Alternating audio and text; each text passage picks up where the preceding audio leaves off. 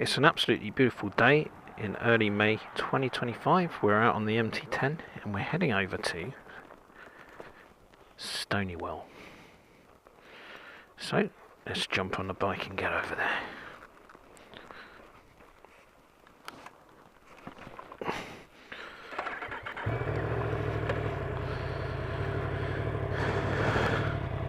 STONEYWELL is a National Trust property, but you actually have to make a booking on this one.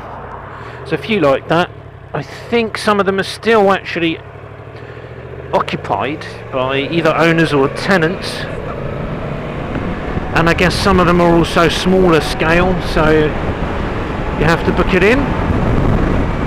But as you can see here, the countryside around here in Leicestershire is absolutely amazing, and the weather's really great. It's not too roasting warm like it was yesterday as well, slightly cooler. It's making the riding just perfect, really, comfort wise. And yeah, again, experimenting with a different position on the X4 360 camera. Still got it in single lens mode, it's just easier for the editing for what I want to do. But I've got it on here. Last time I had it on here with the big selfie stick, which got in the way of this camera, and then I just got annoyed with it. I tried a different position, which was clipped to the pillion peg, which is okay, but I think if the 360 was on, that would be great, because it would give you a rear view as well. But it kind of caught the back of my head and my Monero sticker, and but it was okay. It was worth experimenting with that. But I'm trying this position again now. I don't know how, with the camera angled like this. Oh, this is a real blind spot here. Anyhow, with the camera angled like this, how the footage is going to come out. But it's quite a fisheye camera, so it might be okay. Beautiful little hamlets here in Leicestershire. So anyway, we'll see. I've always got the GoPro on as well. I've also repositioned my mic, so I'm hoping I'm not going to have that audio malfunction I had the other day. So respect to these moto vloggers who they just get the audio and the visual down to a perfection, down to a T. I'm sure those pros also, the guys doing it a lot, also have bad days as well, mind you. So STONEYWELL, National Trust property. I'm also going on a little trip tomorrow to a place called the Firs, which is actually the birthplace of Elgar. And had I known it was more or less on my doorstep, as in an hour's biking, I would have visited it way earlier. But I just stumbled across it on the National Trust, booklet that they sent me when I renewed my membership. Going a bit too fast here. Naughty boy, have you not done your speed awareness course recently? So yeah, that will double up as a violin pilgrimage, because Elgar loved the violin and composed the violin concerto. So that will land on my other YouTube channel as well. And I gather there's somewhat of a sort of a museum thing going on down there. The National Forest, whoa. Elgar Museum type thing to check out. So that should be cool. But for today we'll go to this STONEYWELL. And the sat-nav was wanting to take me on 3 different motorways.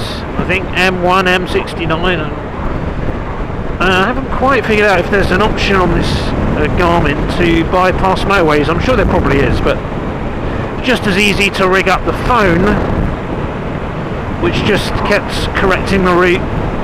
And now the sat-nav has kind of realised what I'm trying to do. So I got all the gizmos. This is good kind of trial run for Scotland. I'm still preparing myself mentally for that, what for me will be an epic trip. I've got some mates who have really done proper touring abroad to Spain and Germany, France, Italy, Switzerland, Austria, but I haven't done any proper touring apart from Wales, so Can you believe that? I've had a bike license since 2001, something like that. So it's about time, and I hope it's going to whet my appetite for more tours. As I was saying, it's quite an epic tour for me, so I think about it west every day. I'm like, but I'm sure it'll be fine. But you think about things like, you know, what you're going to do if you get a blowout, what you're going to do if your bike there's a problem, or God forbid someone nicks your bike, or all these thoughts go through your mind. But then that's why we adventure, I suppose, because you have to just go through the barrier of all these fears and anxieties and just get on with it and do it, and then you feel very good at the end when you've done it. I hope that will be true for me, and I hope I don't get like really just rained on the whole trip. You have to be prepared for that with Scotland, unfortunately. But I'm thinking like that way far north in August, because we're in May now and it's very pleasant. I've got my summer gloves on. Need to get some new ones. These are well, a day from when I passed my test, I think. That's how long these have lasted. But my hope is that the weather will be at least as pleasant as it is here today, and I think it's somewhere between 15 and 20 degrees. It feels warmer than 15 actually. Nice and pleasant. I've just got a t-shirt underneath my leathers, and it's perfect. And I've got the summer gloves on. I've got nothing underneath my trousers this time, because last time I just heated up at the National Trust and walking around inside the house and that, I was getting too warm. No, that was at Rest Park, the English heritage place, was it?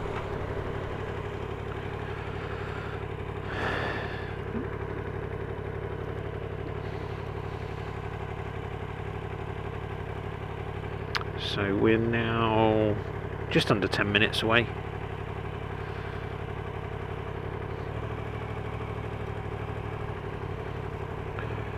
It's very nice. You're reminded of just how much wide open space there is in the UK.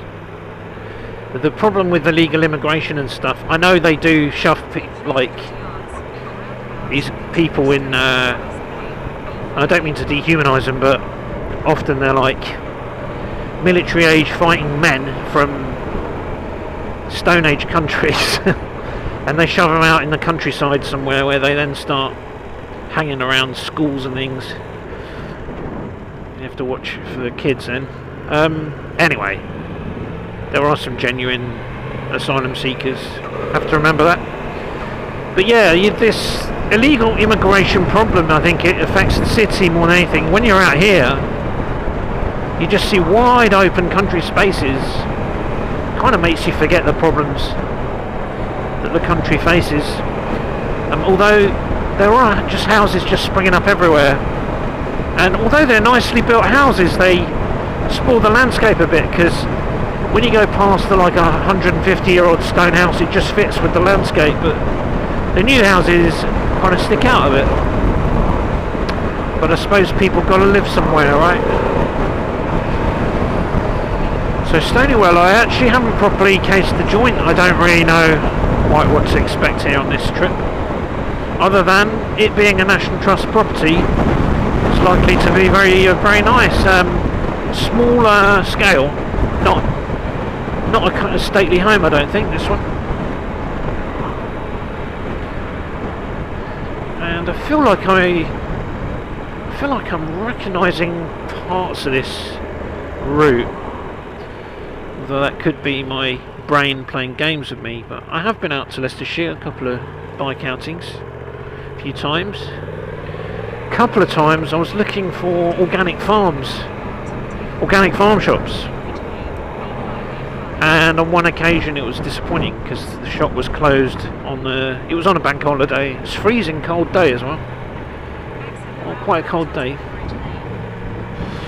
so I'd almost wasted the journey, although, you know, some footage of the outside of the farm and, you know, documented the journey, and it was a lovely ride, so it wasn't really a waste. But what's the speed limit? So It's a dual carriageway, I know that, because for my road safety course there's a barrier in the middle of the road, but there are lights. So this could be, that's where you got to be careful, see? Could be a 30. So much more conscious of it after having done the road safety course. I just would not even give that a thought before that. It's that long ago since I've taken any kind of vehicle test, which was my bike test, which I took a few years after the car test. When I took the car test, there was no written theory test. By the time I took the bike test, some 6 years later-ish, that had come in, that was a thing. See, I don't know what the speed limit is here, because there's street lights, it's built up, it's a dual carriageway, because there is a barrier, all the traffic's doing 50. I can't see, I swear it's a little confusing. And there's a bloody pedestrian pay. I reckon it could be 40 here, or 30, because there's a pedestrian, what's it? I have to be careful I don't miss my turn in now. Aha, there's a services. So somewhere I could get some fuel on the way back. 40, now I know it's 40 because I can see a sign. I should have stopped here and then rigged my cameras up there. Actually, look, there's a BP on the other side. Okay, I'm going to be going left here. Opportunity to... I was going to say to weave if that traffic light was red.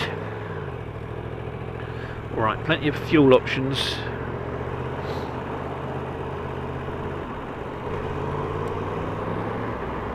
Okay, we're about 4 minutes away now. And escaping civilization once more. Which is exactly what I want to do.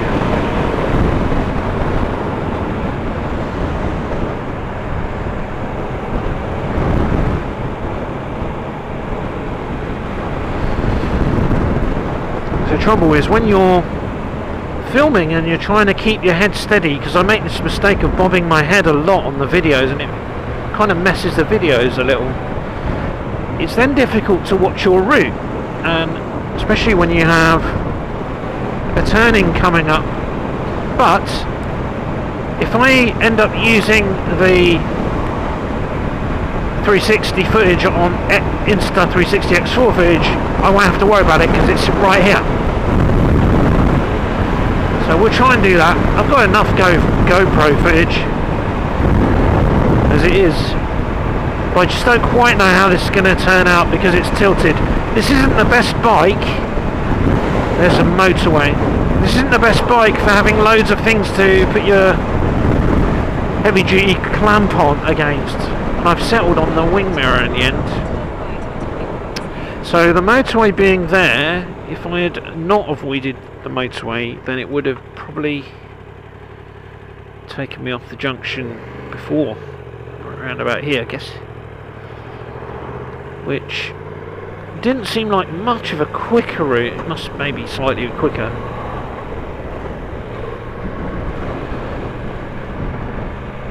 Okay, I've got to turn here soon, so let's get ready to turn. Here we go, down here. And then we'll be just about 2 minutes away from our destination. Alright, wow, this is where it gets really beautiful. Absolutely lovely English countryside in early May.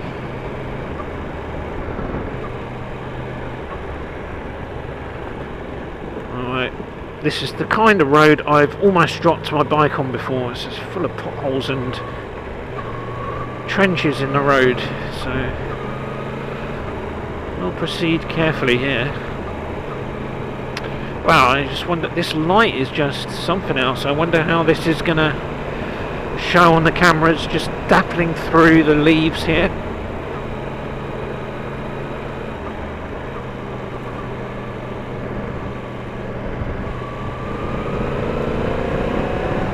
I've got to trust that my sat-nav isn't lying to me on both my devices. Right, one sat-nav is the Garmin, because I don't see any signs for Stonewell here. Although that's a pretty nice property, it's a pretty nice place to live, and I love these stone walls. If I had the opportunity to make one, but it's quite an art though. And the woods here have got loads of beautiful bluebells in.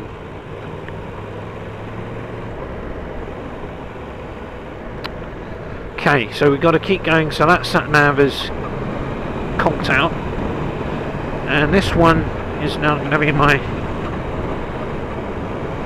trustworthy one.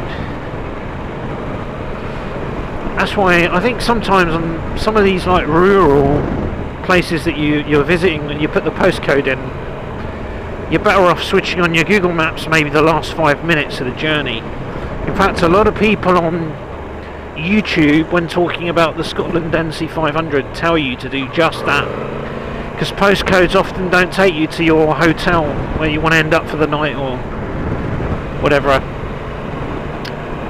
Right. Okay.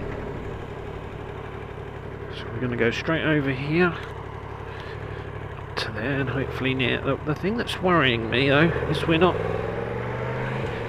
seeing any signs yet. I have got about half an hour to play with.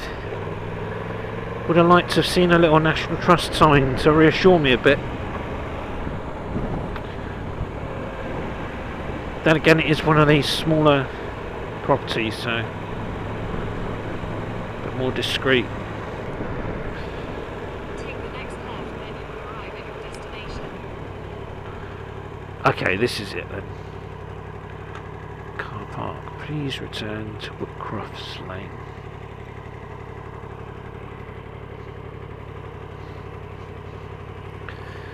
Should I put Whitcroft's Lane in the sat-nav then? Should I put Whitcroft's Lane in the sat-nav for the car park? I suppose I could leave my bike here, could I? No. Planning, you have to park in the car park. Okay. You discover the car park just the other side of the crossroads. Just go back up there and... Back up this lane to the crossroads, across, and then 100 metres on the left-hand side. Okay. Of the car park. Got it, thank you. And then the minibus will ferry you down. So you're booked in? Yeah, I'm booked in for 12. Yeah, well, Yeah. That's okay. I should have time, a bit of time. Okay. The 12 o'clock is sort of a bit... So straight over the road and then it's on the right, yeah? On the left. On the left, okay. On the left after the crossroads. Thank you.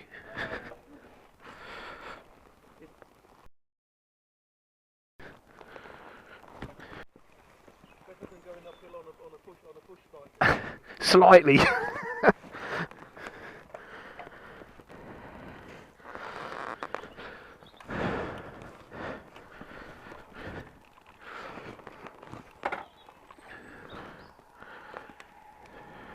Head northwest on Hollybots Lane towards Priory Lane.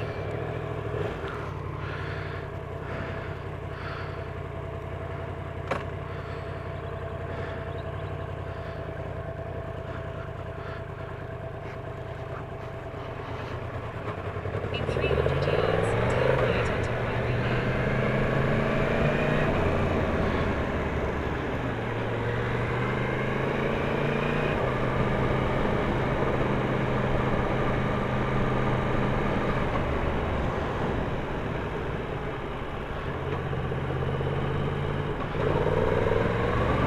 Take the next right onto Priory Lane.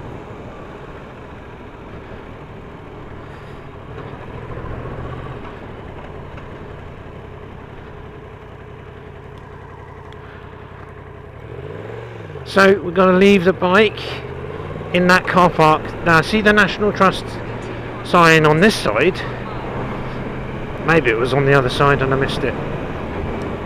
Anyway, this is where we got to park. Oh yeah, I guess it was, but there's a bit of a bramble in front of it. Alright. Here we go then.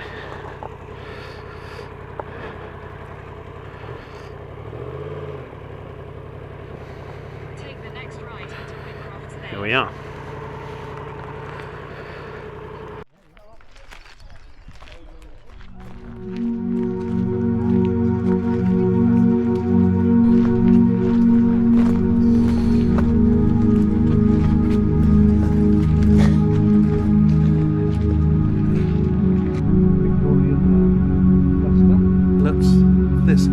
So they had a Bhutan pine from the Himalaya, which as we go past, it's got the most beautiful. Are you? Yeah. Best view of Bradford Park is from there, and so that's. But I think the name Chuckberry gives you some. Nice they are. But you plant them in nursery beds. You like to plant them out. And do we? You basically won't be able to see the green, you'll only see the red. Is that a mountain ash? It's a Chilean flame tree.